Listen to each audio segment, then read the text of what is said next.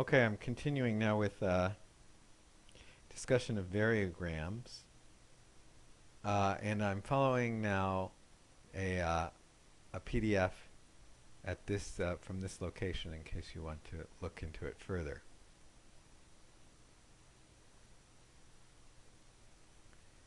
Okay, so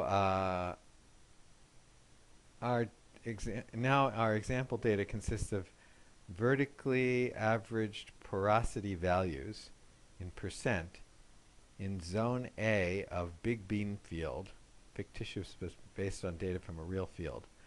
Porosity values are available from 85 wells distributed throughout the field,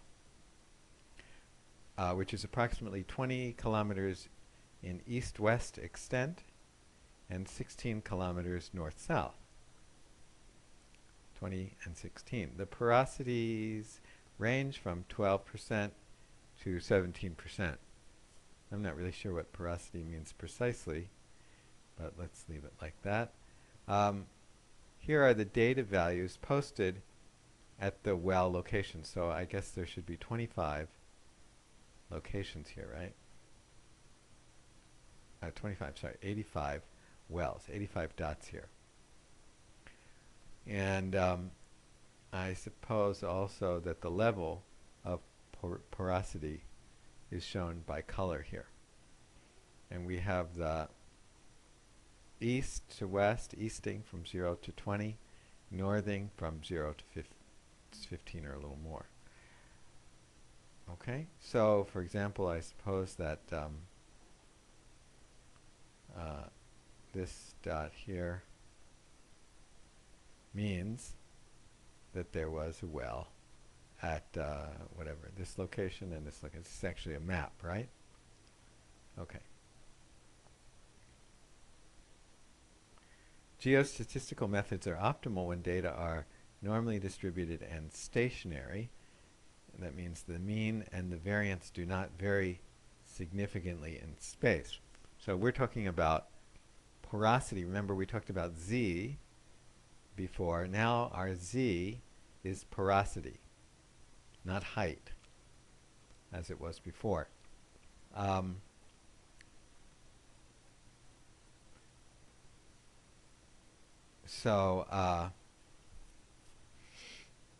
right, so we have, so Z is now porosity. And we hope that the mean is stationary and the variance is stationary, meaning that the mean as you go throughout this map should be approximately the same. The mean of the Z variable, the mean of the porosity, shouldn't vary too much from area to area, and the standard deviation should not vary too much from area to area.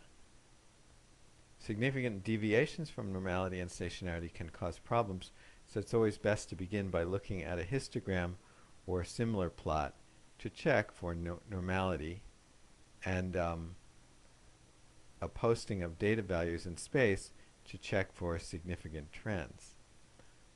The posting above shows some hint of a southwest-northeast trend, which we will check later. So looking at the histogram, this is the histogram of the porosity.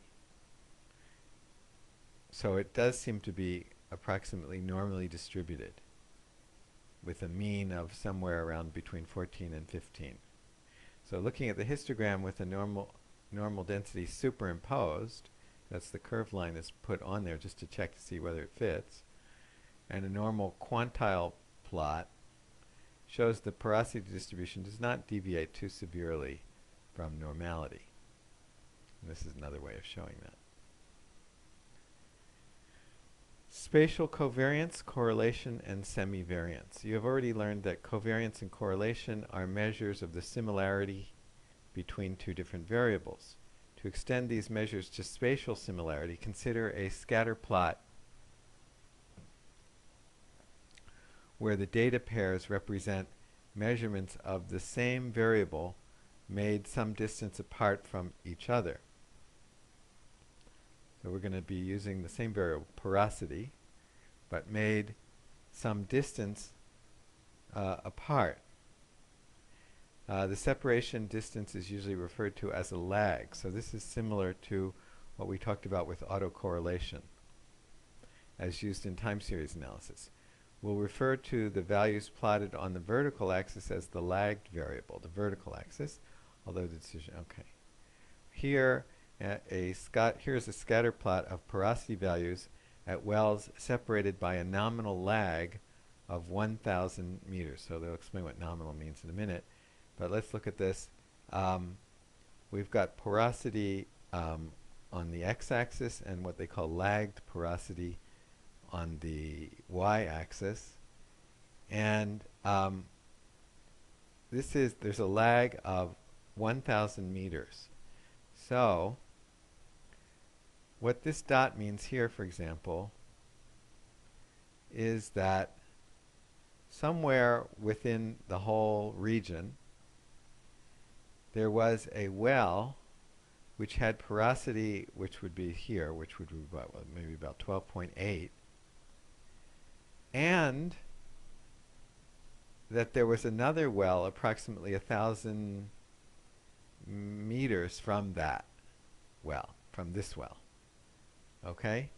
So if there's not another well approximately 1,000 meters from this well, we won't put this point in there at all. We won't put that well, we won't include that well in this graph. Okay? But so for this dot, the fact that that it's there means that there's a well approximately 1,000 meters away from it. Not only does it mean that there's a well approximately 1,000 meters away from it, it means because this height is what, about 12.1 or 12.2 over here. So it means that that well, which was about 1,000 meters away, had porosity of about 12.1 or 12.2. So why? Okay, so that's what that means. So why are we doing this?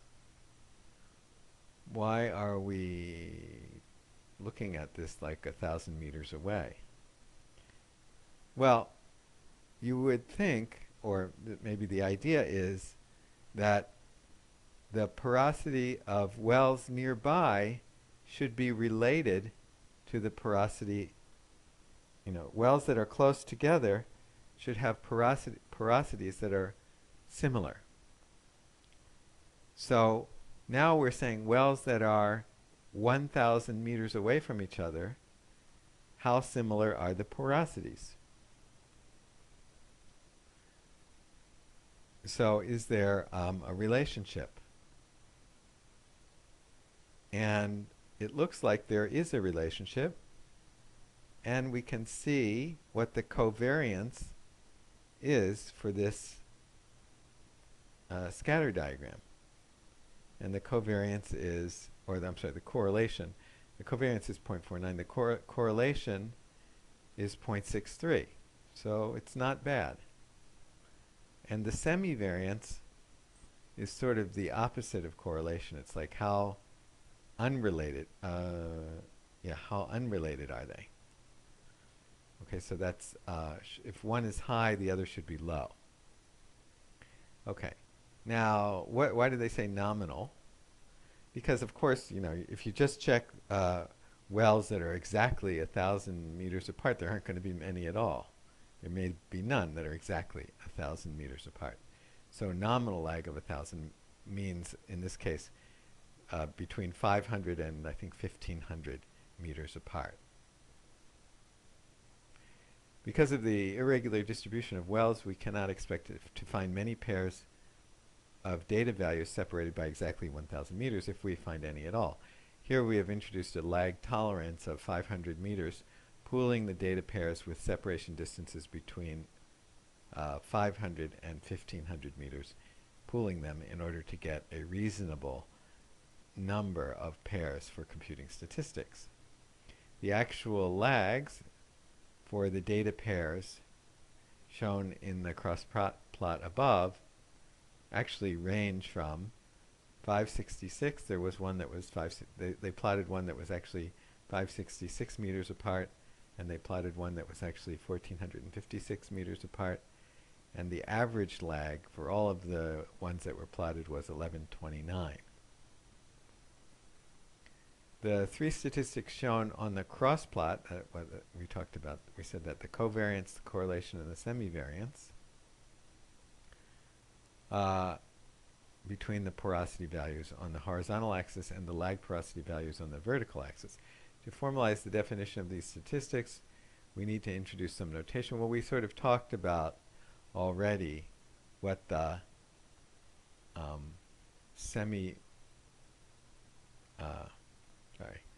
the semivariance is. So now we use, instead of delta x, delta y, we use the vector u, which stands for delta x, delta y. So instead of z of delta x, delta y, we have z of u. I'm sorry. U stands for xy. So instead of z of xy, we have z of u.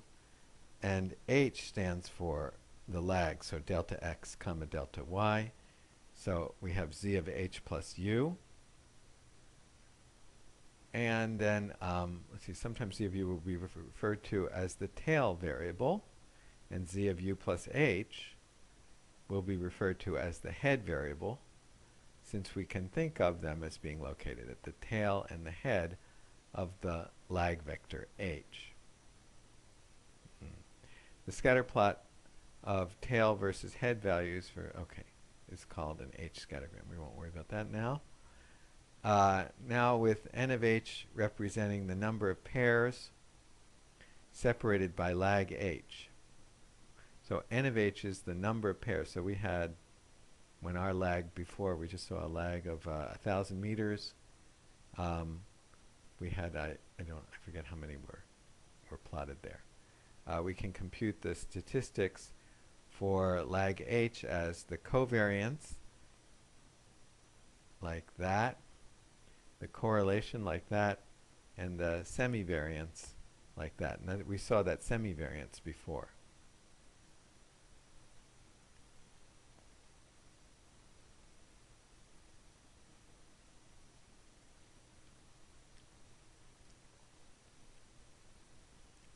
So to make this brief and short, to make this brief, covariance and correlation are both measures of similarity, and semivariance is a measure of dissimilarity.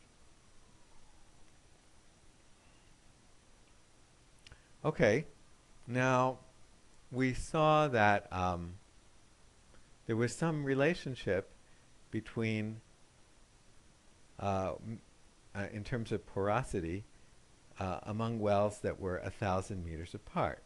Now actually, if the wells were closer together, you might expect that there would be a stronger relationship in terms of porosity, right?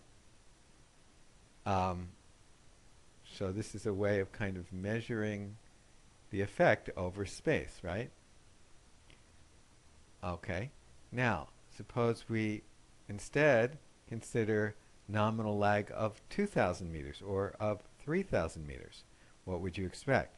Would you expect a stronger relationship between the porosity of these lagged wells when they're 2,000 meters apart as compared to 1,000, or a weaker? I think we would expect a weaker relationship, right?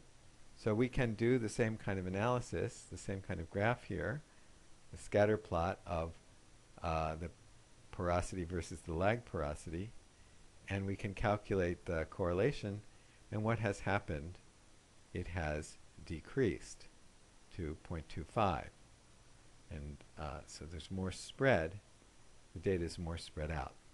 And if we do it for 3,000 meters, what does the correlation become? 0.17, so it's decreased even more, and as we would expect. And the semivariance has increased each time. Okay? So this is the idea of what gives us what's called a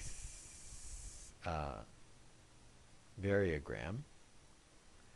And here we have plotted now the lag along the x-axis and these calculations that we've been doing. For example, let's just focus on the correlation, which is this one here,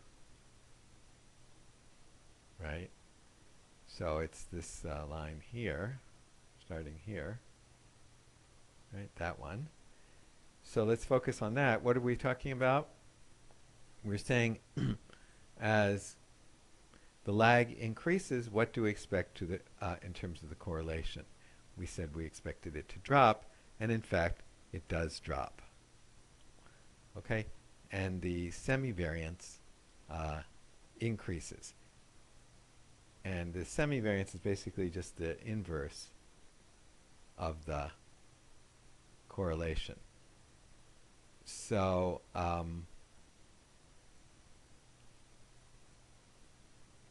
the plot above shows all three statistics versus actual mean lag, or just the actual lag, for the contributing data pairs at each lag. The shortest lag shown, the nominally 0 lag, includes 6 data pairs with a mean lag of 351 meters. The correlation versus lag is referred to, the correlation versus lag is referred to as the correlogram, and the semivariance versus lag is referred to as the semi-variogram. And it gives you an idea of how of kind of the autocorrelation in the data. Let's see, the covariance versus lag is generally just referred to as the covariance function. The empirical functions that we have plotted, computed from the sample data, are of course just estimators of the theoretical functions, which can be thought of as population parameters. Estimating these functions based on irregular distributed data can be very tricky due to the need to pool data pairs into lag bins, which is what we did. Larger lag spacings, larger bins, and tolerances allow more data pairs for estimation, but reduce the amount of detail in the semi-variogram. The problem is particularly difficult for the shorter lags. Right, if you have shorter lags, I guess, yeah, you're going to have fewer pairs, which tend to have very few pairs, 6 in this example. This is unfortunate since the behavior near the origin, or closest to the shortest lags, are sort of the most interesting ones and the most important to characterize. Okay, that's all.